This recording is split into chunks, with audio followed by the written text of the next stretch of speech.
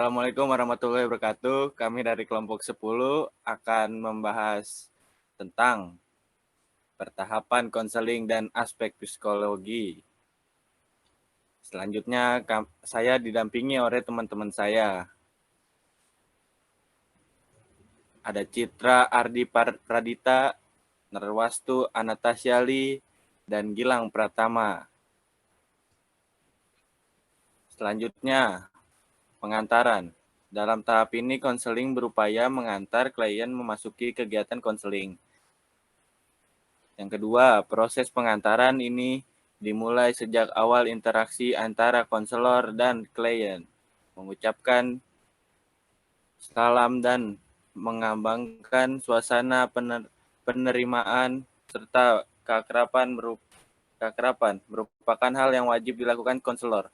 Dilakukan dengan pengenalan antara dua subjek yang terlibat, serta melakukan perstrukturan. Yang ketiga, dalam perstrukturan, konselor perlu menjelaskan kepada klien tentang pengertian, tujuan, dan asas konseling, serta manfaat yang akan didapatkannya setelah menjalani konseling. Yang keempat, apabila proses di awal ini sukses, klien akan mampu menjalani proses konseling selanjutnya dengan hasil yang lebih menjanjikan. Selanjutnya akan dibacakan oleh Citra Pradita.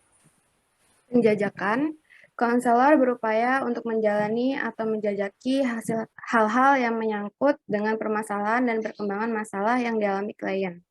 Konselor berupaya mengungkapkan dan menggali informasi yang diperlukan dalam rangka memahami kondisi klien, baik sekarang maupun waktu yang sebelumnya. Konselor dapat membahas hal-hal yang menyangkut diri klien seperti potensi, sikap, perilaku, kebiasaan, pandangan, keyakinan, perasaan, kesempatan, sejarah hidup, pengalaman, harapan, rencana masa depan, dan sebagainya. Pembahasan juga dapat berkaitan dengan kondisi di luar dari diri klien, misalnya menyangkut perilaku orang lain, seperti budaya, pendidikan, lingkungan, dan lain sebagainya.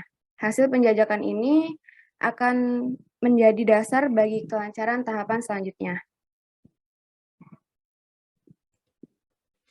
Selanjutnya ada penafsiran. Konselor mencoba menafsirkan hasil pengungkapan dan pengolahan data maupun informasi dari tahap penjajakan sebelumnya. Sejumlah informasi yang berkenaan dengan diri klien dan lingkungannya itu ditafsirkan, disimpulkan, dan diambil maknanya secara tepat. Hasil penafsiran ini dimanfaatkan untuk kepentingan prognosis dan dalam menentukan jenis intervensi pembinaan yang tepat untuk klien. Selanjutnya akan dibicarakan oleh Narwastu Anatasyali. Selanjutnya adalah pembinaan. Konselor mempengaruhi dan mengajukan alternatif solusi terhadap masalah yang dialami klien. Bersama dengan klien, membahas alternatif dan kemungkinan-kemungkinan yang dapat dilakukan klien. Konselor dapat juga mempengaruhi klien untuk mengambil keputusan yang menurut mereka tepat untuk dilaksanakan. Fokus terhadap ini adalah upaya memberikan solusi, mengubah persepsi, keyakinan, kebiasaan, tingkah laku, dan sebagainya guna membawa klien keluar dari masalah yang dialami. Arah dan sasaran jangka pendek dan langsung pembinaan ialah terkembangkannya NASIDU, 5 kondisi individu, rasa aman, kompetensi aspirasi, semangat, penggunaan kesempatan yang lebih memandirikan dan membahagiakan klien dan lingkungannya, serta produktif. Lebih jauh, sedapat-dapatnya proses konseling hendaknya juga mampu menyentuh likuladu, 5 kekuatan di luar individu, gizi, pendidikan, sikap, perlakuan orang lain, budaya, kondisi insidental yang besar pengaruhnya terhadap kehidupan klien. Lalu di sini ada penilaian.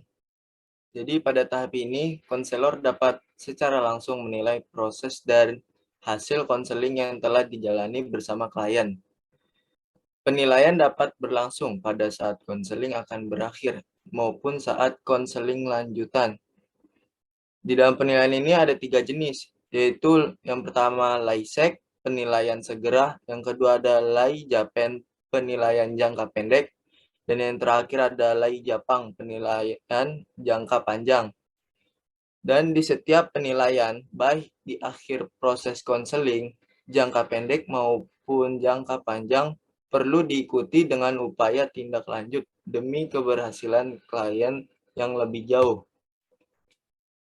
Lalu ada tahap akhir dari konseling dapat ditandai dengan beberapa hal, seperti menurunnya kecemasan diri dalam klien, lalu perubahan perilaku klien ke arah yang lebih positif, sehat, dan dinamis.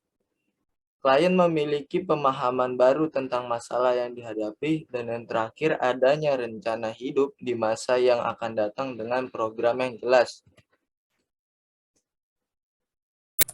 Baik, mungkin itu presentasi dari kami. Selebihnya ada kekurangan, mohon maaf. Cuci tangan sampai bersih. Sekian dan terima kasih.